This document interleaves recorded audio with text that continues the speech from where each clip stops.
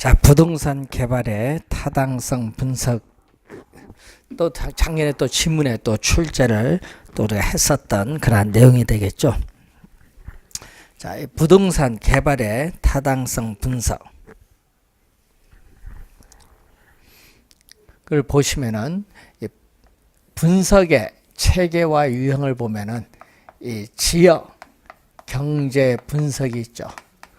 자, 분석 대상 지역의 경제를 분석을 하는데 인구라든지 고용, 소득 등의 총량적 지표를 중심으로 분석합니다. 그래서 분석 대상 지역의 모든 이 분석 대상 지역에 있어서의 모든 부동산의 수요와 분석 대상 지역의 모든 부동산에 대한 수요와 시장에 영향을 미치는 요인, 이 시장에 영향을 미치는 요인을 분석, 확인, 예측하는 작업이죠. 분석, 확인, 예측하는 작업을 우리는 지역경제 분석으로서 거시적 측면의 분석을 말합니다. 자, 이 지역경제 분석을 토대로 해서 두 번째 나타나는 게 이 시장 분석이죠. 시장 분석은 모든 부동산이 아니라 여기는 특정 유형의 부동산, 자, 이 특정 유형의 부동산에 대한 수요와 공급 상황을 연구 분석을 하여 전반적인 가격 수준과 가격 수준의 동태적 경로를 분석하는 작업인데, 분석 대상 지역의 범위는 상권으로 표현이 됩니다.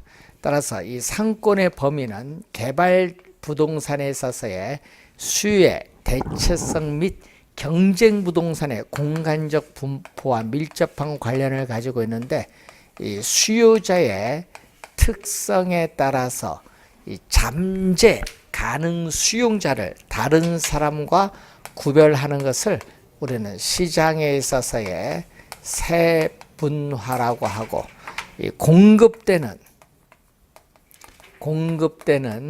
이 제품의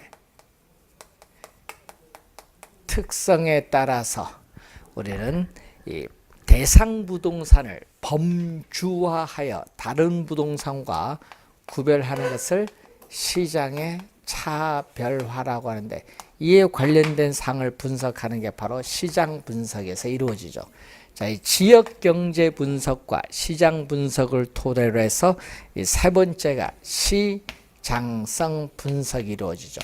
시장성 분석은 이 개발된 부동산이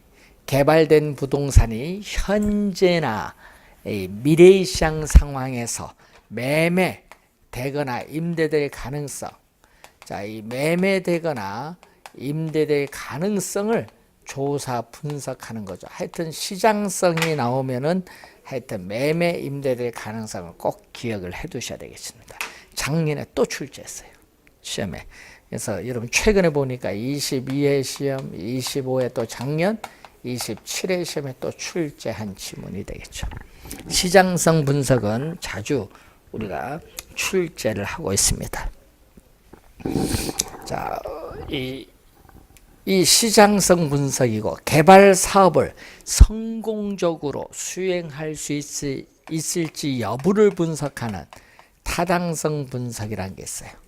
이 개발 사업이 성공적으로 수행할 수 있을지 여부를 분석하는데, 성공적이라는 말은 투자자들의 자금을 끌어들일 만한 충분한 수익이 있는지 여부를 분석해서 최종적으로 어떻게 돼? 개발 사업 할 것인가 안 할 것인가를 결정하는 투자 분석이 이루어지죠.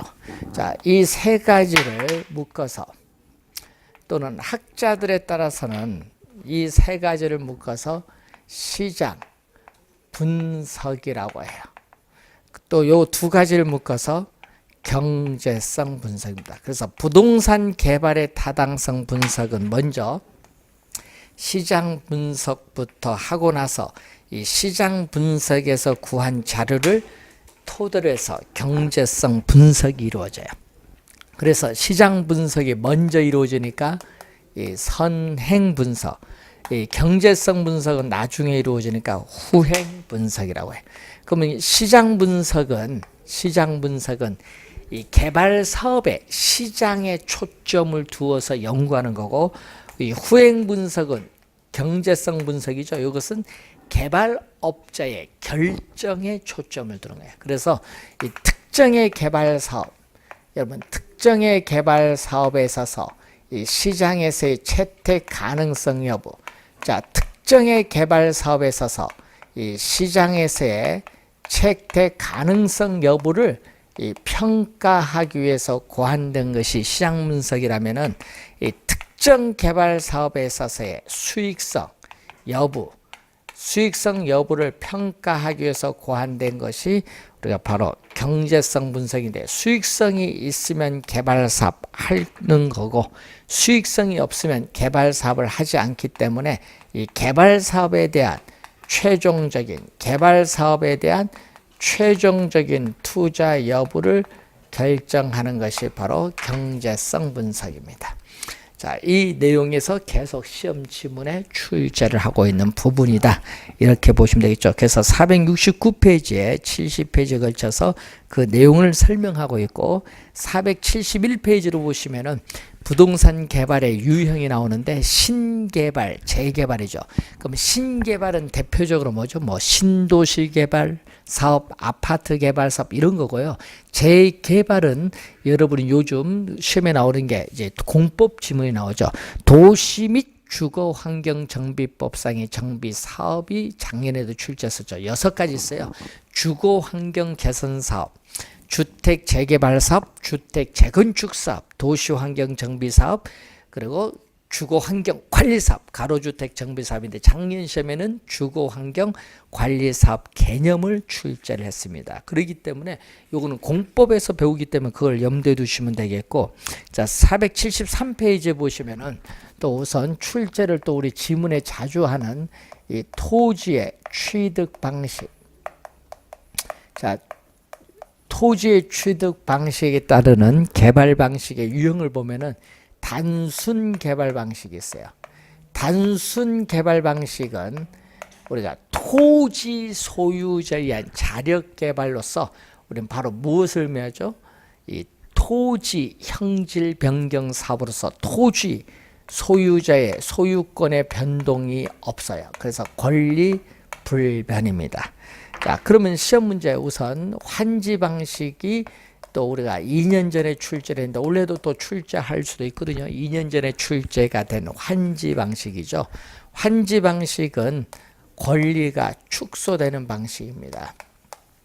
자, 이 미개발된 토지를 택지로 개발한 이후에 공공용지라든지 개발 사업에 필요로 한 비용을 공제해서 토지 소유자에게 재분배해 주는 방식입니다. 그래서 택지에 있어서의 뭐 우리가 위치, 택지에 있어서의 위치, 지목, 면적, 등급, 이용도 등 기타 필요사항을 고려해서 택지 개발 후에 개발된 토지를 환지 평가를 통해서 토지 소유자에게 재분배해 주는 것을 우리가 말합니다. 그래서 환지 방식, 여기 우선 잘 내고, 그 다음에 매수 수용 방식이죠. 자, 매수 수용 방식은 개발 대상 지역의 토지를 전면 매수를 하기 때문에 보상 평가를 통해서 보상을 해주죠. 그래서 토지 소유자의 권리는 완전히 소멸되는 방식입니다. 자, 그리고 혼용 방식이죠.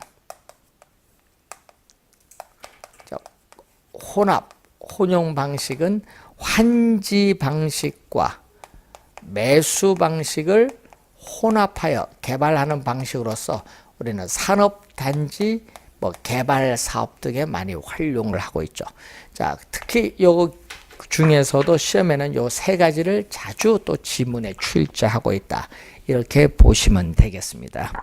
자, 475페이지 보시면은 공영 개발인데, 이 개발 주체에 따르는 개발 방식은 크게 공영 개발과 민간 개발 방식으로 크게 나눠 볼 수 있습니다. 이때 수용 방식, 매수 수용 방식이죠. 여기에 있는 게 공영 개발입니다. 택지 개발 촉진법에 근거해서 매수 수용 방식에서 나타나는 공영 개발이죠. 정부가 부동산 시장에 직접 개입을 해서 개발하는 방식이 바로 공영 개발입니다.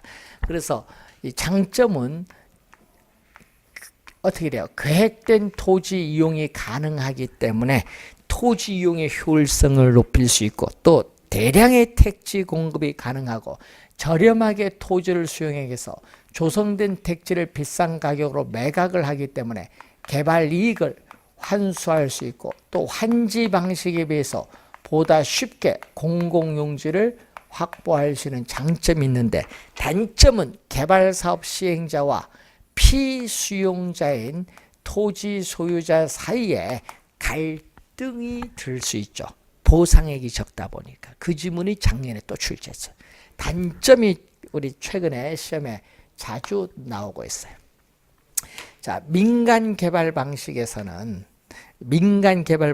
자체 개발 사업의 규모가 작을 경우에 행하는 자체 개발 방식이죠.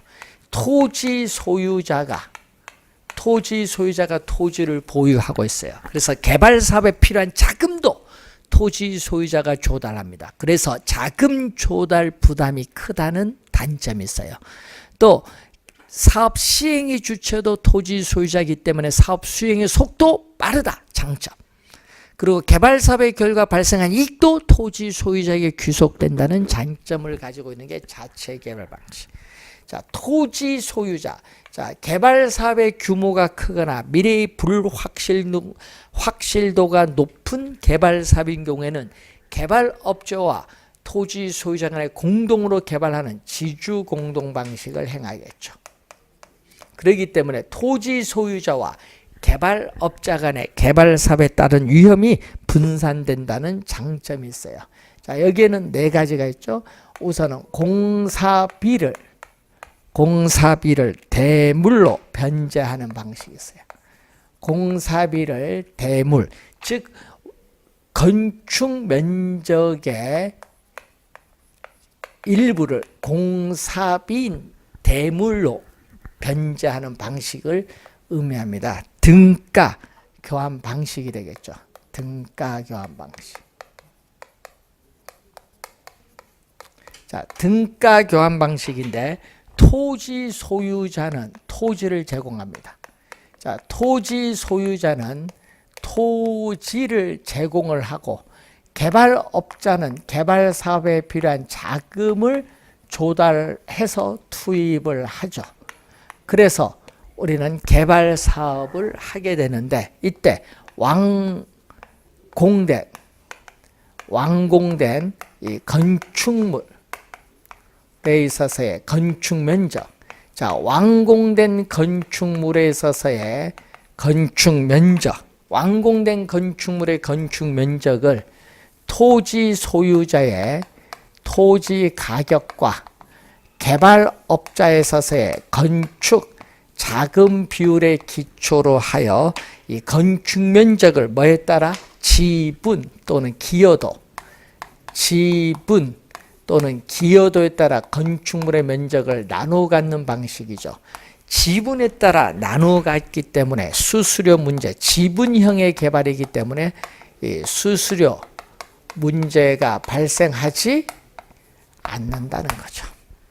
자, 그래서 토지 소유 주체는 토지 소유자고 개발 사업 시행의 주체도 토지 소유자입니다. 그리고 개발 사업의 결과 발생한 이익은 토지 소유자와 개발업자 간에 상호 배분되고 있습니다. 자, 이 공사비 대물 변제이고 또 2년 전에 출제했던 분양금.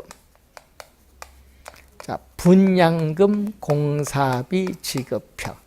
자, 자금 동원 능력이 없는 개인이나 기업이 많이 행하던 방식이죠. 자, 여러분이 건축물 선분양 제도가 있을 때 땅만 있어요. 분양을 해요. 그럼 분양 대금을 뭘로 우리는 공사비로 지급하겠다는 방식입니다. 자, 투자자, 조합 아파트 개발, 뭐 우리 지역 주택 조합 같은 게 있잖아요. 이 조합 아파트 개발에 있어서 투자자를 모집을 하는 거예요. 투자자 모집형. 부동산, 뭐 신디케이트 방식이죠.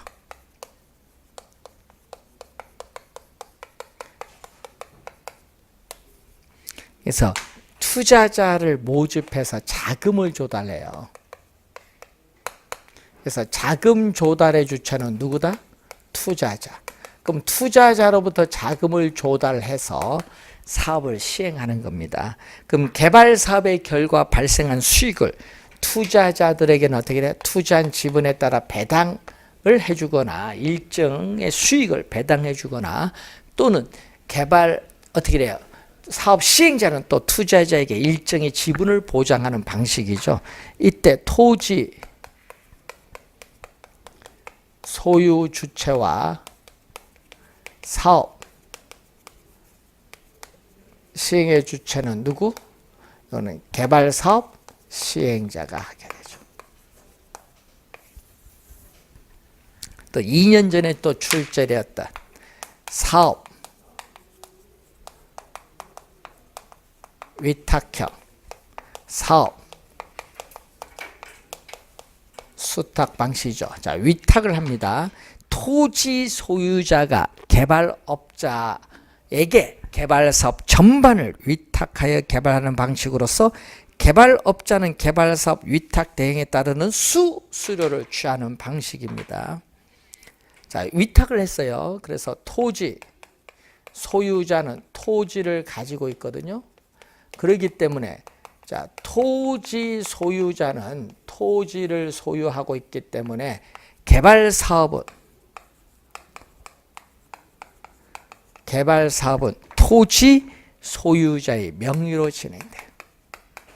자, 개발 사업은 토지 소유자의 명의로 진행된다.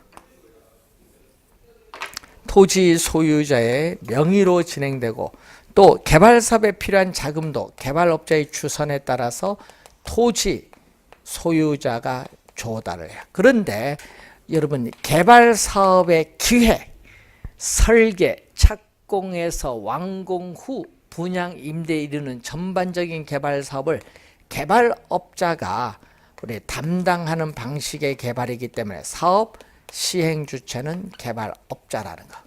자, 사업 시행 주체는 개발업자라는 걸 늘 염두에 좀 두셔야 되겠고, 자, 그리고 완성된 건물, 완성된 이 건축물에 대한 소유권은 토지 소유자와 개발업자가 공유한다. 이렇게 많이 내거든요. 공유하는 것이 아니라 개발업자는 수수료만 취하고 소유권은 누구에게? 토지 소유자에게 귀속이 된다.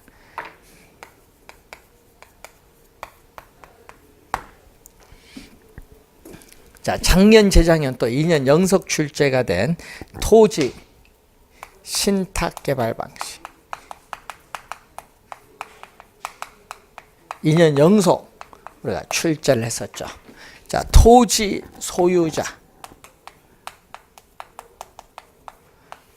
소유자와 신탁 회사.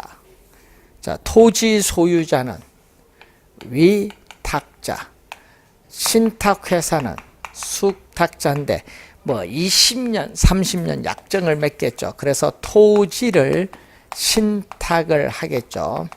그래서 약정에 따라 신탁회사는 신탁에 따르는 수수료를 우리가 받는 거고, 이때 수익증권을 우선 발행을 해서 토지 소유자에게 지급을 합니다.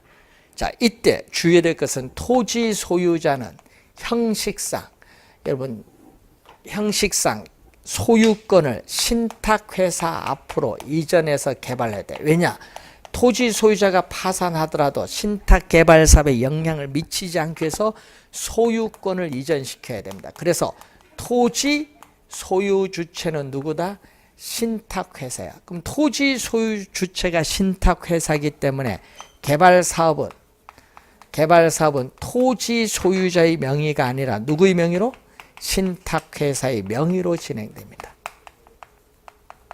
신탁 신탁회사의 명의로 진행된다. 개발사업은 신탁회사의 명의로 진행된다. 이게 큰 차이점이죠. 토지 소유자의 명의가 아니다.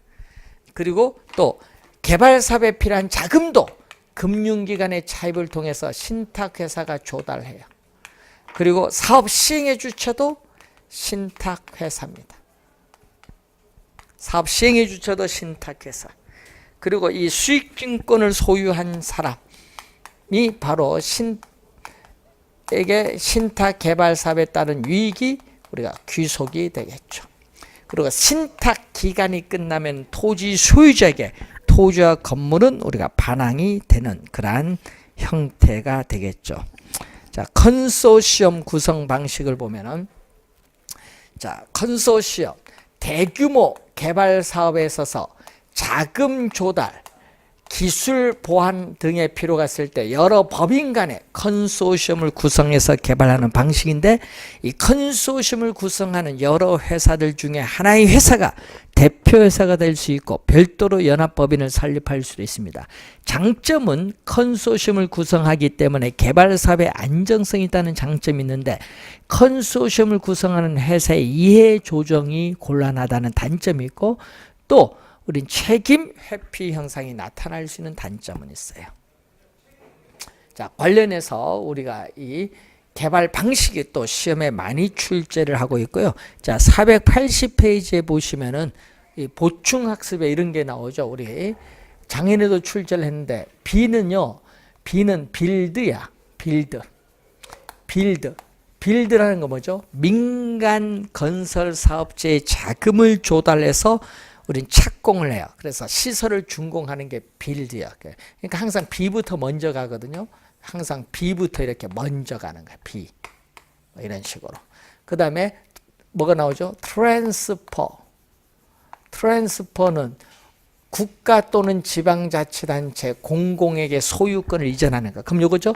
T는 준공에서 소유권을 이전하고 그 기간, 약정 기간이죠. 우리가 약정 기간 동안에 시설 관리 운영권, 아퍼레이트는 시설 관리 운영권을 민간 사업자가 보유하면서 사용료로서 투자한 자금을 회수하는 BTO.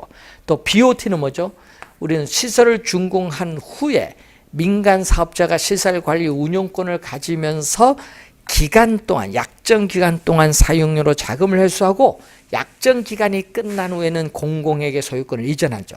그럼 BT, 준공에서 소유권을 이전하는데 그 시설을 공공이 리스하는 거죠. 리스, 작년에 출제해서 리스를 해서 그 리스의 대가 사용료를 민간 사업자에게 주는 방식입니다. 또 소유자가 오운이죠. 자기 자신의 소유권을 가지면서 시설 관리 운영권도 가지고 있는 방식. BOO. 요건데 여러분이 순서대로 가면 돼요. 항상 순서대로. 항상 B가 제일 먼저 나옵니다. 작년에 또 출제를 한 내용이 되겠죠. 자, 482페이지로 오시면은 이 개발권 양도 제도가 있습니다. 개발권 양도 제도.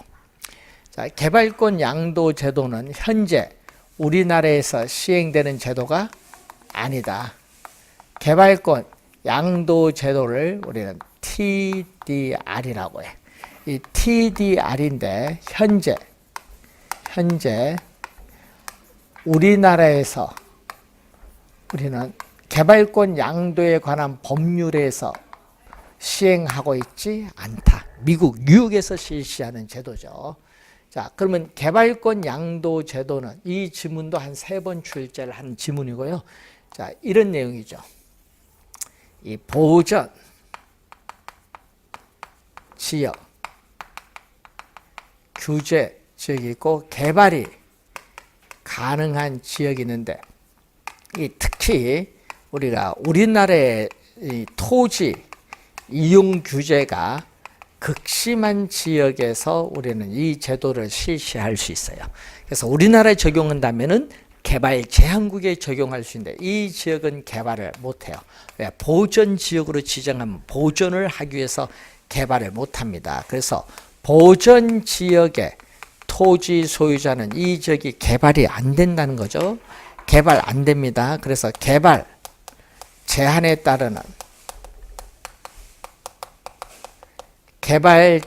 따르는 의도하지 않은 우발적인 손실을 입게 돼요. 그러면 개발 지역에서의 토지 소유자는 어떻게 돼요? 개발 지역의 토지 소유자는 개발에 따라서 또 우발적인 이익을 얻게 되죠. 우발적인 여긴 이익을 얻고 여기는 손실을 보니까 양 지역의 토지 소유자 간에 있어서의 형평성의 문제가 발생을 합니다. 그래서 이 형평성의 문제가 발생을 하기 때문에 이 형평성의 문제를 완화시켜주게 한 제도다. 이 형평성의 문제를 완화시켜주기 위한 제도로서 효율성과는 관계가 없어요. 형평성의 문제를 완화시켜주기 위한 제도다. 자, 그러면은 이 보전지역의 토지 소유자로부터 뭐를 분리하죠?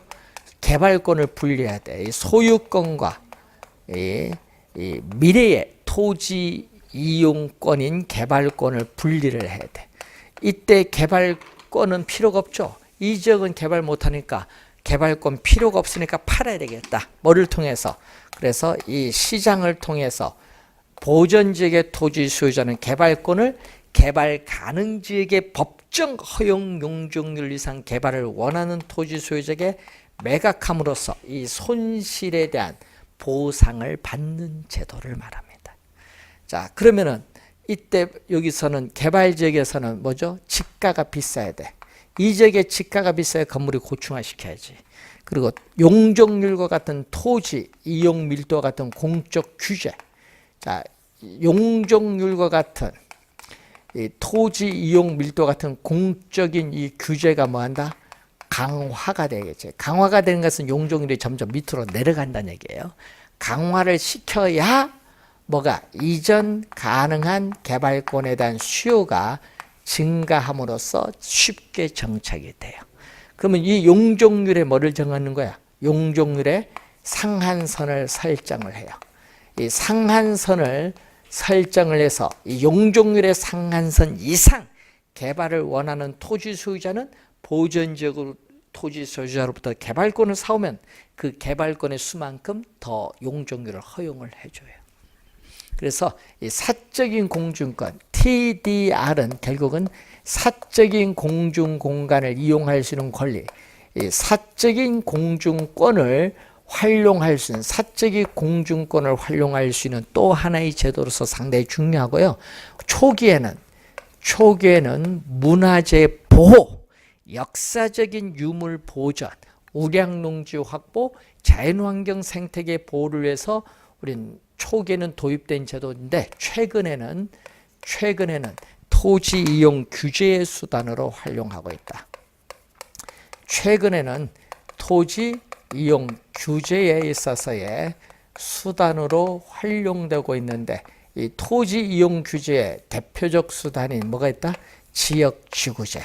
그래서 이 지역지구제를 보완하는 또 하나의 제도로서 중요한 게 바로 TDR입니다. TDR. 예, 시험에 개념 우리가 19회 시험 한번 나오는데 시험 지문에 또 TDR이라는 용어가 가끔 또 우리가 자주 출제가 되고 있는 부분. 자, 개발은요, 두 문제 출제를 하거든요. 그럼 나오는 거 뭐죠? 월포드 나올 거 아니에요. 개발 과정, 개발의 위험, 개발의 타당성 분석. 그리고 개발 방식에서 출제. 토지 취득 방식에 따르는 개발의 유형. 그리고 개발 방식. 여기서 출제를 우선 두 문제 나오고요. 또 한 문제 또 내면은 바로 어디서 TDR나 이쪽에서 한 문제 낼 수도 있는데, 그래서 시험 문제에 개발은요, 많이 낼 때는 네 문제 낼 수도 있고요. 세 문제 낼 수도 있고, 적게 낼 때는 몇 문제? 두 문제. 기본 두 문제는 내요. 그리고 요즘에 뭐가 나오죠? 아파트 재건축 사업. 아파트 우리가 뭐 주택 재개발 사업에 있어서 어떻게 돼? 조합의 사업성이 긍정적 영향 주는 거, 부정적 영향을 주는 요인들이 가끔 또 출제를 해요. 그래서 그런 내용들을 한번 우리가 확인 정도는 한번 나중에 문제풀이를 통해서 우리가 해보셔야 되는 그러한 내용이 되겠습니다. 자, 이렇게 해서 여러분 교재 483페이지까지 설명을 했고요. 484페이지에 부동산 관리는 다음 주에 설명하도록 하겠습니다. 그래서 다음 주에 관리, 마케팅, 감정평가의 기초 이론에 대해서 살펴보도록 하겠습니다. 자, 오늘 수고하셨습니다.